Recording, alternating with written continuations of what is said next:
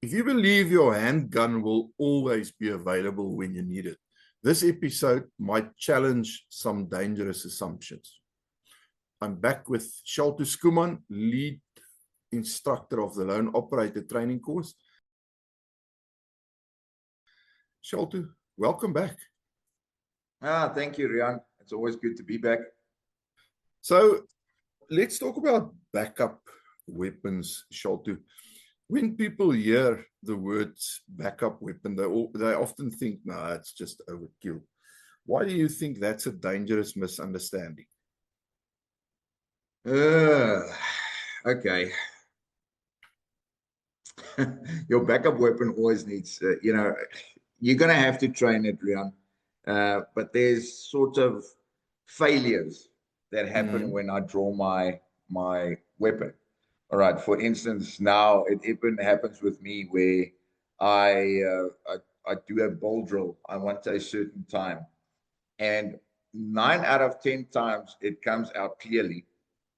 But on the 10th time, it sort of snags onto my clothing, and that can hinder. Or, if a guy attacks you, that split second for getting your muzzle up can hinder the whole process, and you can actually block that whole system, and then your primary weapon is out of play. That's one reason. Your primary weapon can fail as well. I can have a misfire, or Yes. he can jam the slide and the firearm goes out of battery. You can lose access to the weapon. If I stumble and with this whole clinching and fighting, I can lose my primary weapon. Um, you know, I can get injured. Uh, I can get clinched, as what we just said now. I can go to the ground. Everything can be overwhelming, and then I sort of freeze. And now I'm in a hand-to-hand situation without my primary being accessed. So So do you think carrying a backup weapon is about paranoia, or are you just acknowledging reality? no, it's absolutely acknowledging reality. Um, People tend to freeze. They tend to, in the moment, they get the jitters, Yes. and stuff goes wrong. And I'm going to have to revert to my backup weapon for that.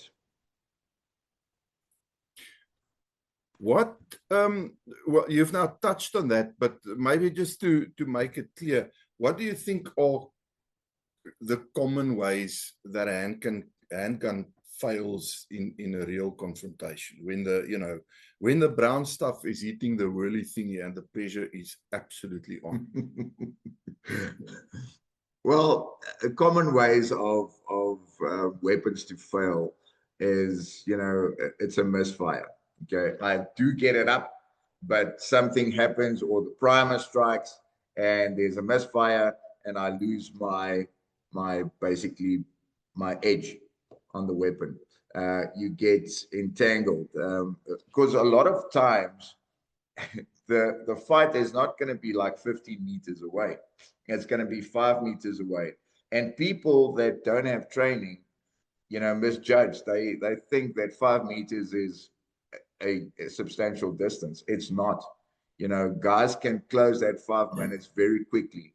And if Yes. you're not trained, getting out the weapon, that sort of hinders you. So yeah, a lot of things can go wrong. Um, So it's the so it's not firearm always a mechanical thing that a misfire, a stovepipe, something goes wrong with a gun. But it can also be an equipment failure, even if the equipment, meaning it gets stuck in your shirt or your jacket when you try to get it out. Yeah, like I mentioned, your clothing snags, retention holsters, okay, resist guys that have a little bit of a boopy, that sort of thing gets over your weapon, especially when you are carrying appendix carry, and Yes. even side carry for that matter, weak and trembling grip is a thing, and I can lose my firearm there. Awkward body angles, you know. Like I've mentioned, somebody crashes into you midway, and I have to get that oak out of the way, or lady, or baby, or innocent bystander, and the attacker has an advantage on me. You know, so there's lots of things. And on the range, we tend to think that I'm standing upright, I'm fighting, everything works, you know. In reality, it doesn't work that way. You know, I'm going to be sitting at a restaurant, or I'm going to be helping my wife with the groceries, and something happens, and my body is going to be in an awkward way, something that I haven't trained for. And yeah. Do you think people overestimate how easy it is to access and deploy a handgun, specifically under real stress situations? Yes. Do you think they overestimate themselves, maybe? Yeah. I think what people tend to do is oversimplify things. You know, if I'm proficient, or I get proficient with a firearm, they immediately make the connection that I'm competent with the firearm. Yes. Totally two different things. You know, if I'm not competent, or I haven't got training, those sort of snags and things that getting out of my weapon on time under stress, that gives us a problem. Yeah, there's lots of time spent. If I take myself for example, there's lots of time spent with drawing the firearm, getting the clothing out of the way, accessing my backups as well. Yes. I also say this with tongue in cheek, because if your focus should be your primary weapon, backups should basically just get you out of that situation. So where do I focus most of my energy on is my primary weapon, you know. But my backup weapon is a sort of a personal thing, and yeah, I need to train that as well. So if you look at social media online, on the www, where you see so many things, including us at Fortis Wits on YouTube, what myths have you picked up around backup weapons? Myths is, yeah, if I am found competent, or I do the whole proficiency thing, I am now proficient with that firearm, or with any weapon for that matter. People fall into that myth that once I'm licensed to have something, or it's legal to carry, now I carry it, now everything, now I'm safe. And that is sort of a danger zone, because you're going to have training, and lots of it, to be proficient in carrying that Yes. weapon Yes. of preference. Do you think people assume when you talk about a backup weapon that you automatically mean another gun? Yeah, I think so. Most of the people that's carrying firearms think my secondary weapon is a firearm. And I think Hollywood makes this or the movies makes this popular, because a lot of people think, you know, this is the way John Wick would do it. He basically pulls out a different firearm out of his ankle.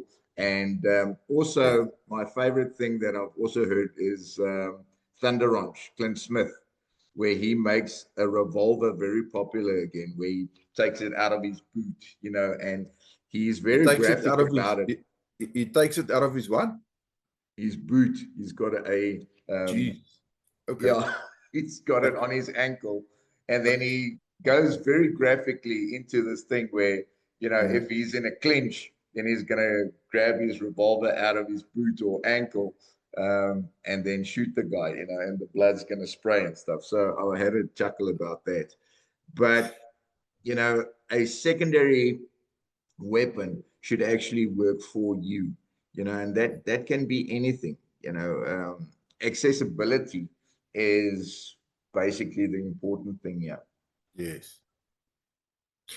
Yeah, I mean, look, as it is, carrying a firearm, like a full-size 9mm Glock or something all day, every day, isn't always comfortable. You're not necessarily always comfortable. Even, irrelevant how you dress and how you get used to it and everything. So just starting to carry two, even if it's a smaller pistol, on another place in your body, that's quite a big ask that you're lining yourself up for. I mean, if that's the way you want to do it, if your circumstances warrant it, I suppose there's nothing wrong with it. I'm just thinking, I'm glad you mentioned. Yeah, I'm glad you mentioned the circumstances. Mm.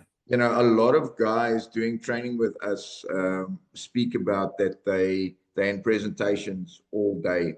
They're in the corporate world, and carrying all this stuff. It's bulky, and also going into a corporate work environment, into the office, going past security with all these weapons.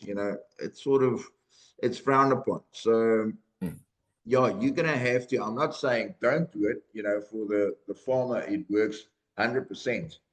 But for a corporate guy, it might not work. So you're gonna have to look at certain weapons that would suit your environment and attire that works for you. Weapons that work for you.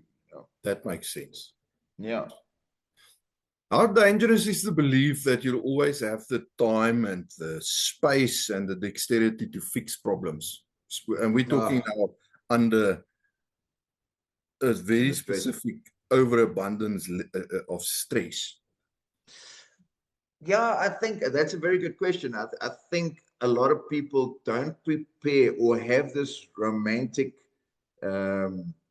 thing in their head that they're going to have space and you're going to have the perfect draw, and you're going to be able to shoot this guy and move and get your family out of the situation. It's very unrealistic.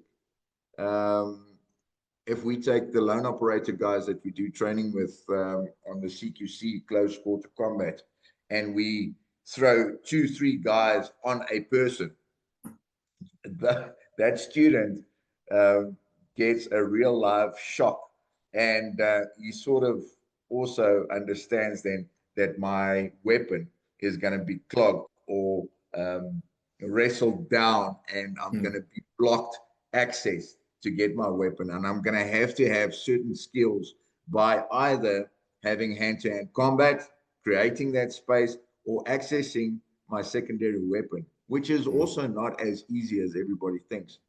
But I'm going to have to revert to some other sort of weapon, be it improvised. I can carry all that weapons and stuff around me, the secondary, the primary, and I can be in a situation where I can't access any of that, and I'm going to have to improvise by using my environment. So it's training. Boils down to training again. Let's talk about mindset and redundancy and our good old friend overconfidence. Why is redundancy a core survival principle and not just some kind of a tactical luxury?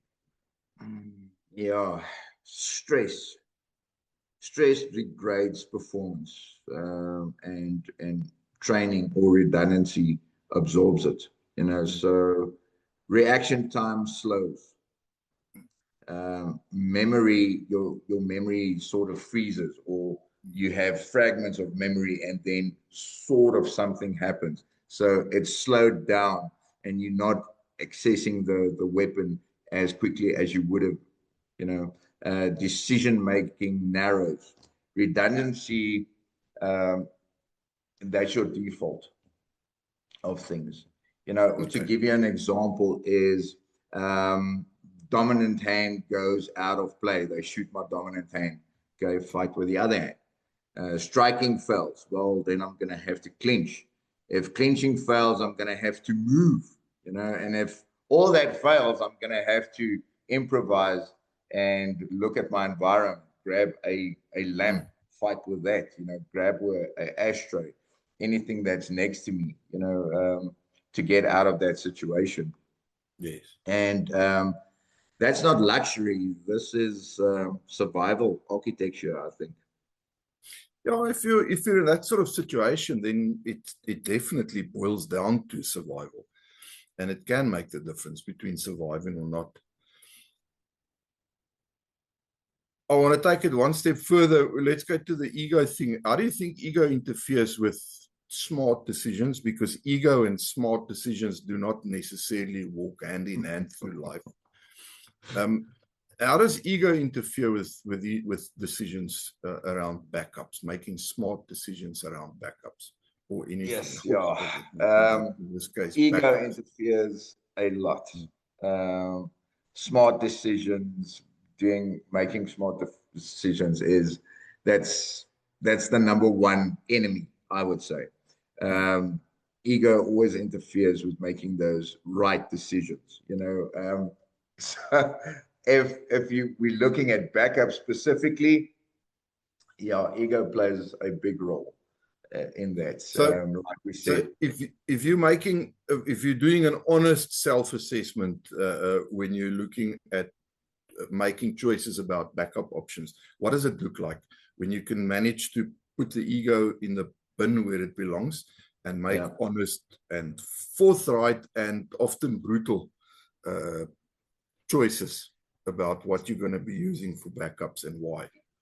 And it always depends on where I'm at as well. If I'm going into a presentation, working with the corporate clients, you know, I tend to be a minimalist.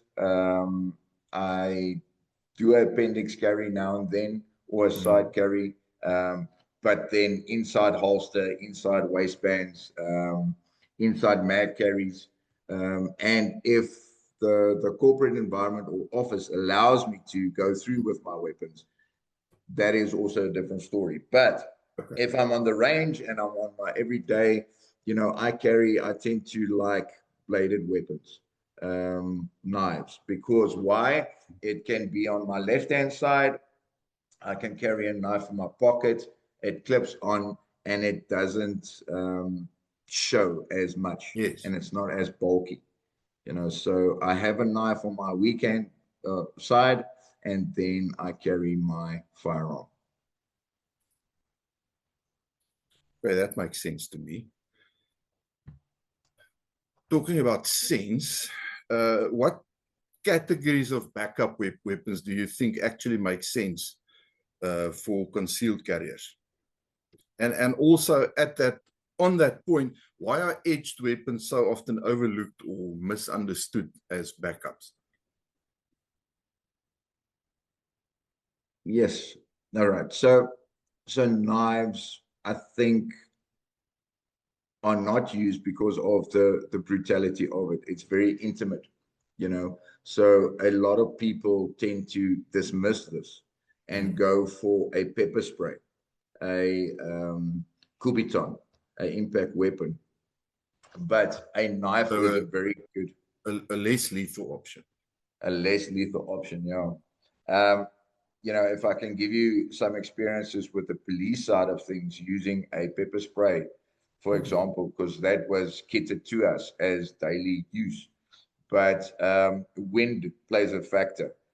If a sort of attack happens and you have to arrest somebody, the attack is going to be here and the pepper spray is going to be on this side. So if you spray that pepper spray, some of that pepper spray gets onto you. And yeah, it sort of affects you as well. You know, so yeah. Well, I know a lady who this is probably 10 or 15 years ago. She purchased herself a brand new Mercedes, and she was driving there in the Randburg area, close to the waterfront there. And one of those guys who washed windows started getting very aggressive with her. And she eventually decided she's going to spray him with a pepper spray because he was whacking the window, and she did. The only problem was that she forgot to open the window. So the redundancy was absent in total. So she took herself out in the whole She took process. herself. But you see, that's what I'm talking about.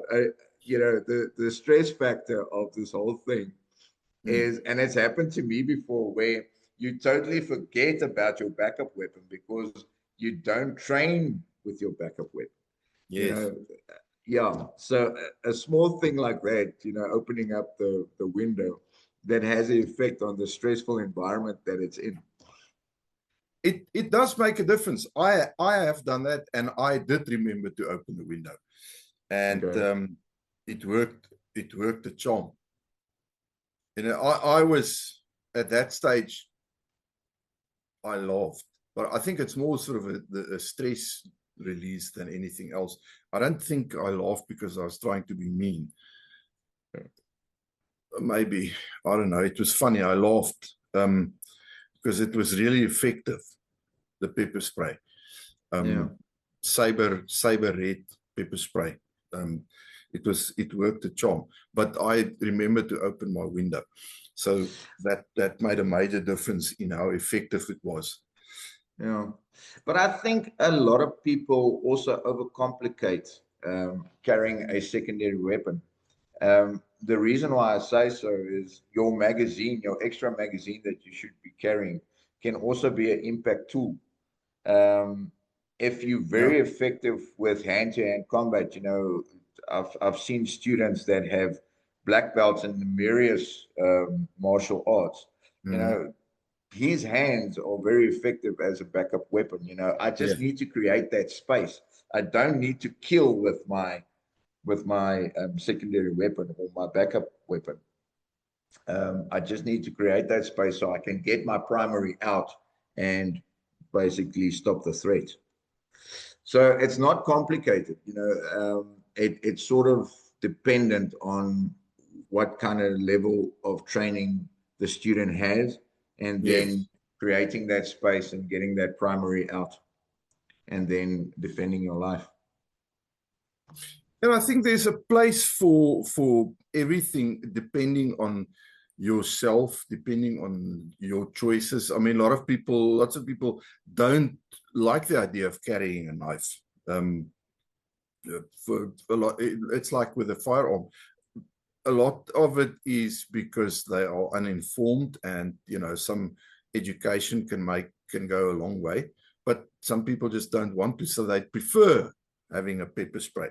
But then, if you do have something like a pepper spray, I mean, I've seen this. In fact, Shalto, I've seen this so often, and I'm recalling one specific session where I was talking to a whole bunch of ladies. There was maybe 100, and I asked them, "Who's got a pepper spray?"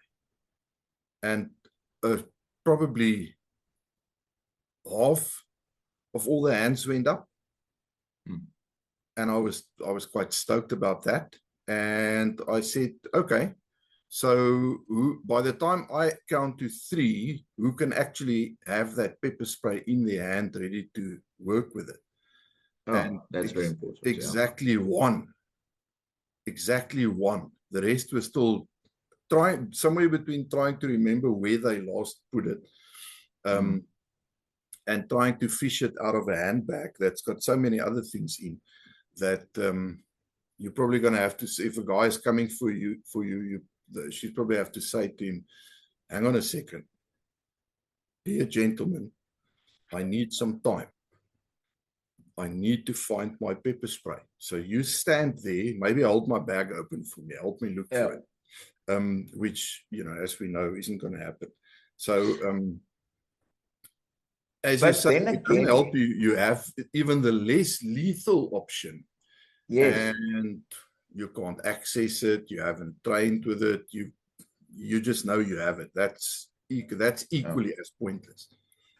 You know, we went to the dojo, and I actually just wanted to test something. But again, people tend to overcomplicate things. You know, I need to have a tactical pen whatever that is, it's a hardened, sharpened thing. And, It's a I pen just that took my knows. big pen. Shelter, a tactical pen. I'm surprised that you don't know this. A tactical pen is a pen that can differentiate between cover and concealment. Okay. But, be that as it may, this one student of mine, he had a tactical pen with him. Sure, it's very effective, but your Parker pen or your big pen is going to do the same damage. The areas that you strike, all the soft points, eyes, face, neck, arms, it does the same job. So don't over complicate the whole thing. I've got a Parker pen in my pocket, yeah, and that can be a secondary. Stab the guy in the face. Create that space to get your primary out. It needs to blend in. If you're too tactical, you sort of stand out, and then you become a target. In previous videos we alluded to that, but blend in and make it your daily life. Use that weapons that you already have on you. I want to get back to access. I started talking about it when I mentioned about the pepper spray. Why do you think access to whatever tool you decide to have for this purpose matters even more than the weapon itself? Or the tool? Yeah, that's the main thing, is the accessibility of the secondary weapon. And you're going to have to, like I've mentioned this before, you're going to have to train to access that weapon. Where you put that onto your body is of the utmost importance. Like I've mentioned with the Parker pen now, that's easy access. It's accessible. It's on you. It doesn't seem to the attacker that it's a weapon. So I can easily take that out.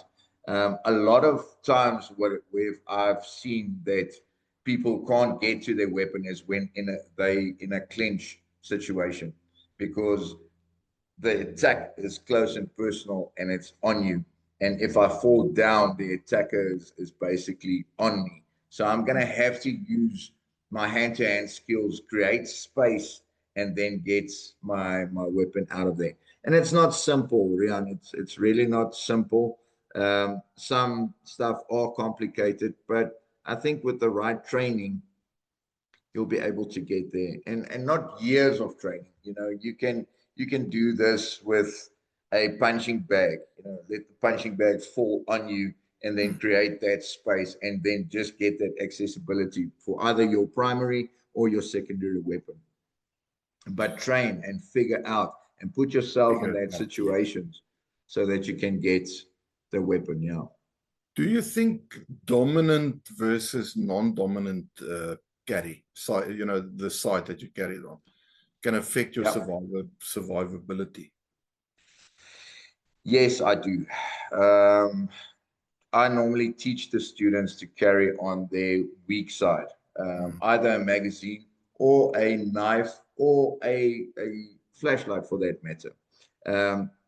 In modern days, I would tend to tell the ladies to carry a flashlight. Why? Because if they come out of the corporate environment or out of the office, it's late at night. A lot of people work late up until 6, 7 o'clock. I can switch on the flashlight. It also blinds a person, so that is very accessible, and it's also on my left-hand side. Because why do I carry on my left-hand side? It's because the attacker is going to block my primary weapon, because most of the guys are going for the handgun. So something needs to be on the left-hand side. Flashlight, knife, magazines, pen needs to be accessible in my left, so that I can get space or get the person away and protect my firearm. Because what happens is he attacks the strong side or the appendix because he knows and he's watched you. He's going for that firearm, and now we sort of in a fight for that primary. So I need my left hand or non-dominant hand to be accessible to get my secondary weapon out. So yeah, I tend to believe strongly in the weak side carry. And again, I mean, your fine motor skills come in when you're operating under stress, because if you're transitioning that tool, whichever it is, under stress, then that can go disastrously wrong. You can drop it, for instance. Yeah. So a lot of people, I know Nigel February and the guys, they tend to train with the weekend. They shift and transition to the weekend so that the weekend is just as strong as your dominant hand. Yes, I agree. But a lot of people, these days, time is of the essence. So, but it's very important to access your secondary and also train with your secondary. So yeah, but time is limited to all of us.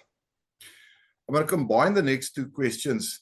At what distance does a handgun become the wrong tool? I suppose when it becomes a sniper shot. And why are close range entanglements, specifically not engagements, entanglements, where most handgun failures tend to occur?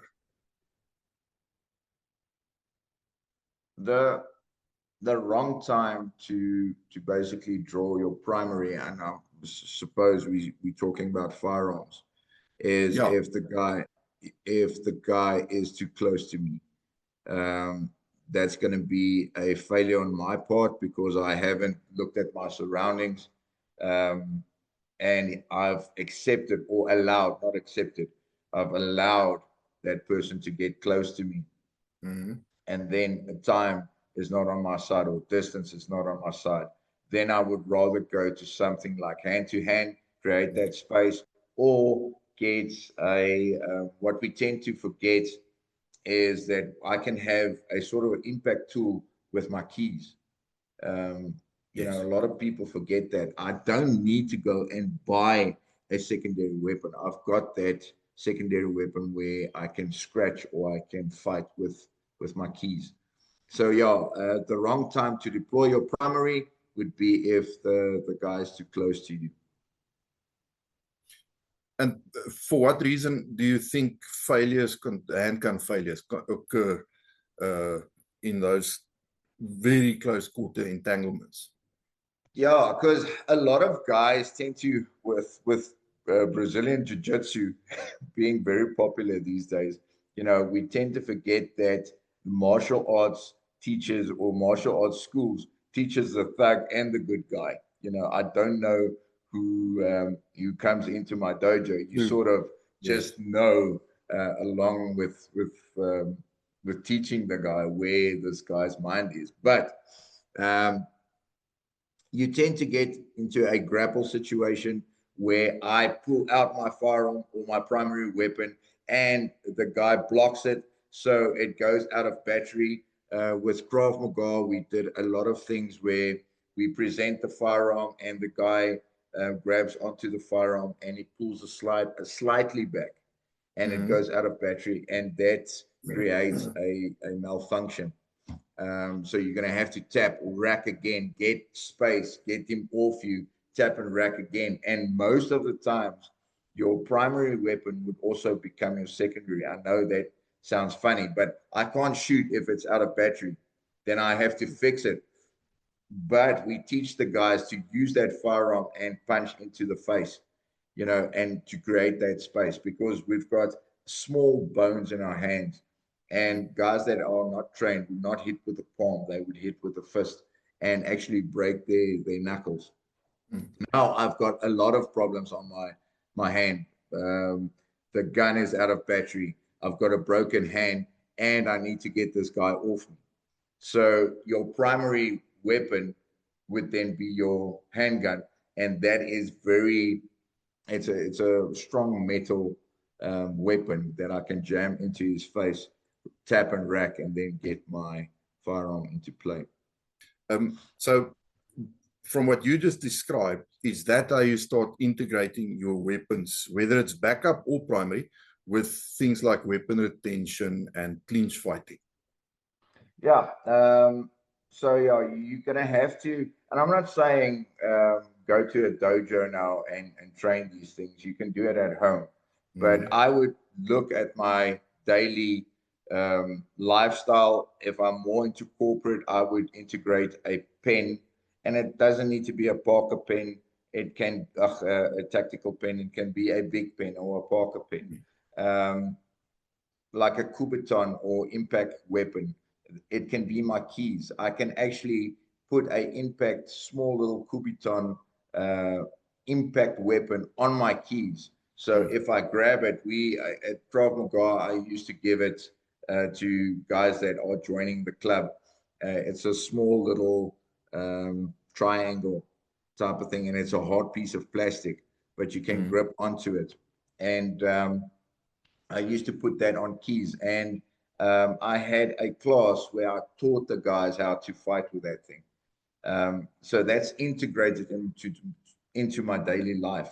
I've got a pen, I've got keys. So use that to integrate your secondary weapon.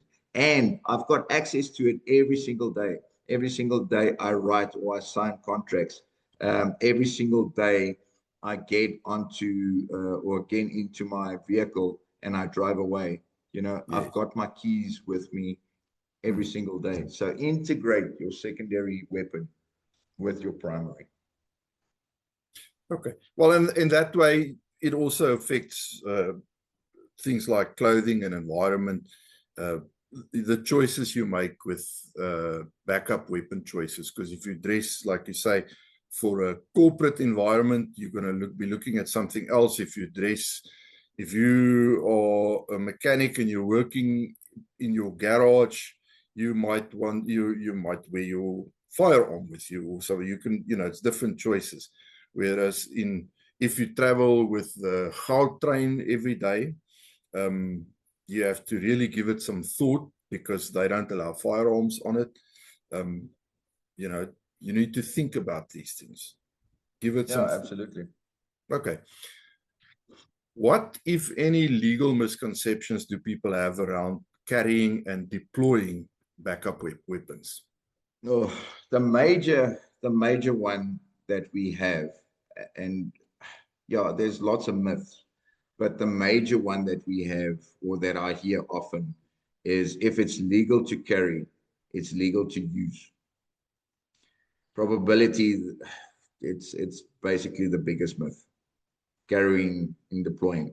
Many items are legal. Pepper spray is legal. Batons, legal. Knife is legal to carry. Well, in some places in America, but in South Africa, it's legal to carry. Use is where the thing comes in, under self-defense, under the self-defense law. The moment you deploy it, the court is going to ask, what was the intention or threat? Was the force necessary? That sort of thing. So I tend to tell the guys, a flashlight is is a very effective weapon. It's an impact weapon. I can use it, to go and see at night, and it's not as dominant, if I may, lack of a better word, like a knife. Pulling a knife, there's intention, but I've got a lot of things that I can do with a flashlight. I can shine it in your eye and I can be offline. I can use it if the attack continues. I can shine it in your eye and I can hit with it. Yes. Okay, with my non-dominant hand. And if the attack gets more serious, I can go from there and I can go to my primary. So, and I think that application part of it that you mentioned it plays a vital role. Even if you just carry a pepper spray, like for instance, if you are at a Black Friday special shopping spree and you realize that there's only one item left that you had your mindset on, and you watch somebody else grab it, That's not, if you then pull out your pepper spray and spray the person, that's not self-defense. Don't do that. Don't. So you've had your backup weapon and it was all great, and then you applied it disastrously wrong. So you should know when you can apply it. It helps if you decide to carry a weapon to talk to people who know about these things, or maybe go do some training so that you understand better when you are legally allowed to employ the damn thing and use it, whether it's a Kuberton or a knife or a pepper spray. I used to use pepper spray when I was in the police a lot of times. But at that time, you sort of got a slap on the wrist. I'm talking about early 2000s. You got a slap on the wrist for pepper spraying a guy. And they actually brought it into the police where the police were using pepper spray too often, too easy.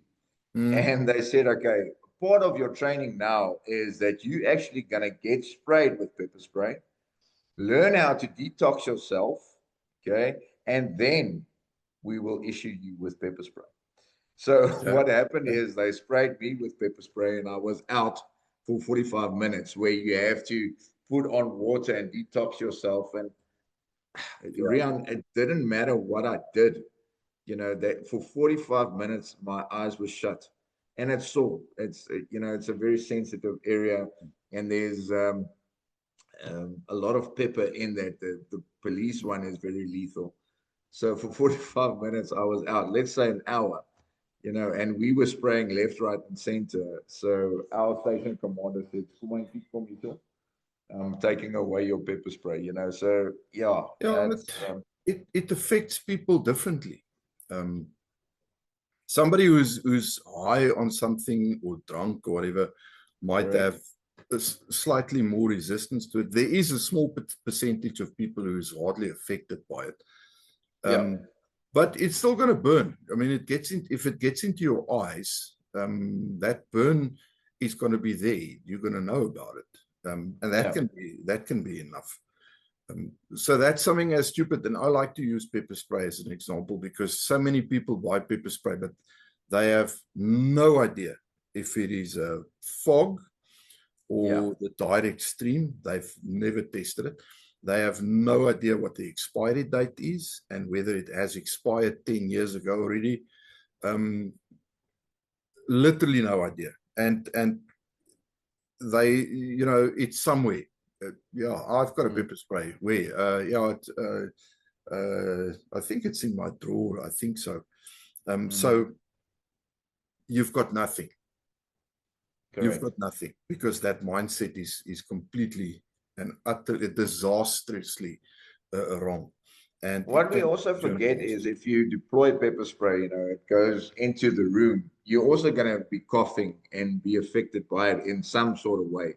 If it's not directly into your eyes, but you're going to be coughing and it's going to affect you. And it also depends on wind, where the wind is blowing. If I spray and the wind is blowing in my way, or into my face and the attackers on the other side, well, you're also going to get a little bit of fog and pepper spray. Do you think it's important consistency? Wearing your tools that doesn't sound right, does it now? Wearing your tools in the same place. Your defense tools, okay? I can just wipe that grin off your face. I can literally see you. Wearing your defensive tools, whether it's a backup or a primary, in the same place all the time. That consistency. Can that make a difference under pressure? Yes, Riaan. Well, there's different schools of thoughts. This is my opinion. I played with appendix carry. I played with side carry. I'm still old school. I keep my sidearm on the 3 o'clock or carry it on my hip. Just for the sake of I know where to go and I know where the weapon should be. In my mind, if I play around with my kit the whole time, then my knife is on this side and then my baton is on that side, or my pepper spray is not in my bag where I normally put it. That just adds to the stress factor if I'm Of under course. attack. So I tend to believe once my weapon goes in a way, side carry, it goes there every single time. I carry my bulletproof. I still work with the police from time to time, and my bulletproof is part of it if I go out with them. And then I can't carry appendix. So I tend to say side carry, and it stays there. All my kit is set up that way. Yes. My knife always goes onto, I've got a fixed blade that goes to my left, that is part and parcel of my two mags on me. So that stays with me every single day, you know. And Yes. if you ask the other instructors, you know, they don't see me without a primary weapon and without a knife or two magazines. So Okay. that's sort of my kit. I can add onto it, but also, what is the point? You know, if I know where my secondary weapon is, I have got my two mags, and I've got my primary. That is how I set up, and that is how I train from time to time, accessing my secondary. Yeah, but staying consistent is very, very important in my mind. Why do people train the draw, Yeah. but they neglect the transition? What and in the same breath, what should a realistic transition training include? What are you talking about? Transitioning from I get shot in the arm, and then I have to transition to my weekend. Transition to your weekend and transition to a backup tool. It's primary because it's difficult. If we talk about primary, I shoot with my right hand. I've done everything with my right hand, you know, since I was a kid. Now Yes. I'm asking you to transition, or I get injured with my right hand. Left side doesn't matter. We talk about weekend, and I have to transition to my weekend. Now it becomes a sort of a problem, and I'm gonna have to. The rule of thumb is if I fire 10 rounds with my right, I'm gonna have to fire 20 with my Yes. left. You Yes. know, and I'm saying firing rounds, but I can also do this with dry fire. Get used to that transition. Get used to that backup weapon that I'm engaged with one hand, and now I have to transition to my backup weapon, and get used to fighting. You know what I've done with my son is I would normally say we get onto the trainers, we get onto the blue guns, and to the training knives, and I would say, okay, get me into this position. How can I Yes. access this? You know, and we sort of figure it out. And I do the same thing with him because he's in that space now. But what you can do is ask your wife, and it doesn't necessarily have to be, you know, you have to be very aggressive with this whole thing. She can just hold you, and you can actually see where I can transition, where the openings are. This is how I came up with a pen. People overlook the pen in the pocket, and it's there. And Yes. normally, when somebody clenches you, you know, I can grab the pen, and it's very close to the face. But yeah, you're gonna have to train it, and you're gonna have to do that transitions. It's very important. How do you pressure test access to backup weapons in a safe fashion? All right. So, uh, what we do is I normally take bags, and the guy, I rope the guns. I say to the students, come to the range as is, as your everyday carry. And then I sort of just have bags. I've got two guys attacking the student with two bags, and it's just a bumping sort of training scenario. Okay. From there, the student gets bumped, and as he gets bumped, he needs to access his weapons. But the bags keep on bumping you, so you slightly off balance the whole time. From there, it escalates to we take away the bags. Now it's actually a clinch. where the guy clinches you or the two guys clinch you. And now I have to get to my backup weapon. Now I have to get to my primary because they can switch. And now we have a guy attacking your backup weapon, and we have a guy holding you down with the primary. So now what do I do? Do I use my hands, create that space, and get to a weapon that is accessible?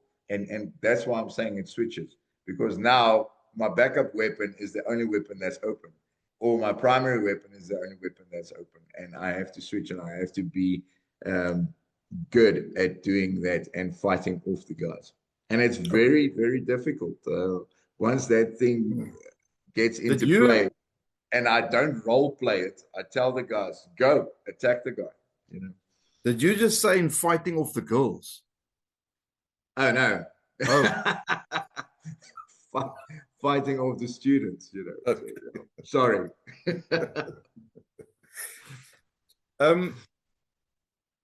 When to deploy, or when should you not use a backup weapon?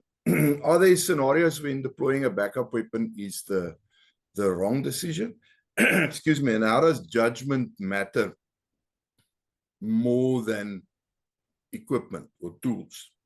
And I mean, I now mentioned the Black Friday sale. That's definitely not, that's a wrong decision.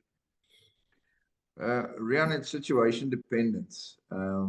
But, you know, when not to deploy a backup weapon, and a lot of people forget this, sometimes I can't have my primary with me. Then it needs to go into a safe. You know, if you go into a casino would be an example. Then yes, my backup weapon becomes my primary weapon. And a lot of people are foolish with this, but when not to draw a backup weapon, or weapon for that matter, would be if I have a clear exit, I can still run away. You know, verbal compliance, I can still get out of the situation verbally. A lot of people tend to forget, now I'm trained, or I presume that you trained with your weapon. Now I have to use it. Weapons and fighting are the last thing that should happen in South Africa. So if I have verbal jiu-jitsu and I can get out of the situation verbally, and being the meeker guy or the mild person and de-escalating the situation is first time prize. I don't want to deploy my weapons, and I don't want to hurt a guy if I could de-escalate the situation and talk about it, you know. And if I have time and space, I would use that space to create even more space without deploying. So at all times, apply good judgment. Yes, I would say, because I've seen it before where a martial artist gets very confident in his abilities, and rightly so. And I've also seen it where students get very confident with their weapon systems, and that's the first thing, the go-to that they go to in any circumstances or conflict. And that shouldn't be the case. Your weapon system is the last, very last option. If I can get out of that situation, get out of that situation. I like that.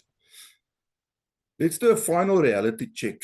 If someone carries a handgun but refuses to consider backups, are they missing something? And if so, what?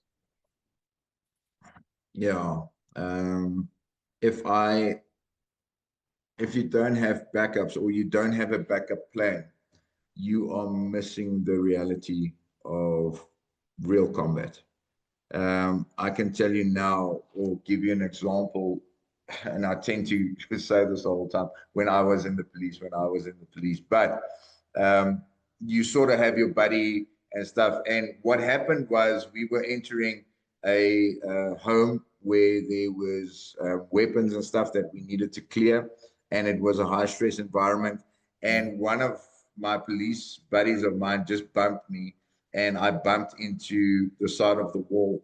And when I just saw everything, all the springs and everything from my mags just went out of the window, and there, my whole system, my primary system, was basically down and out. So now you can imagine, now I have to clear that whole thing. And luckily I had backup mags, so you just bump it in and my weapon was ready to go. But you're going to have to look at a system that works for you, and what is my school of thought, or my thought pattern going to be if my primary weapon gets jammed. I'm not saying carry a knife. I'm not saying carry a torch. I'm not saying carry pepper spray. I am saying carry something that works for you in your daily work environment, that works for you, that blends in, and that you can access quite easily. So finally, as a final part to end this conversation with, would you say that is the single principle that should guide your decisions when it comes to secondary weapons, what you just mentioned? I think a lot of guys get into the tactical mindset that there should be a secondary weapon, and the secondary weapon looks like this. You know, I think you can go into the principle of a secondary weapon. All that I need to do is create space for my primary weapon to come out. Yes. Okay. If you've got nothing to add, I'm going to end it there and just mention to the viewers, redundancy isn't paranoia, it's preparation, whether you want to believe it or not. Train your transitions, understand your limits, and carry with intentions. If you like this video, please click on the like button, share it far and wide, support the channel by following us, and as always, smash that bell icon so that you can get notifications of new videos coming out. And if you are interested in any of the training offered under the Lone Operator and Fortis programs, there's always a link in the description below. Check it out, and we look forward to seeing you on a range one of these days. Shaltu, thank you so much. That's it for me. Enjoy the rest of your day. Thank you so much, Riaan.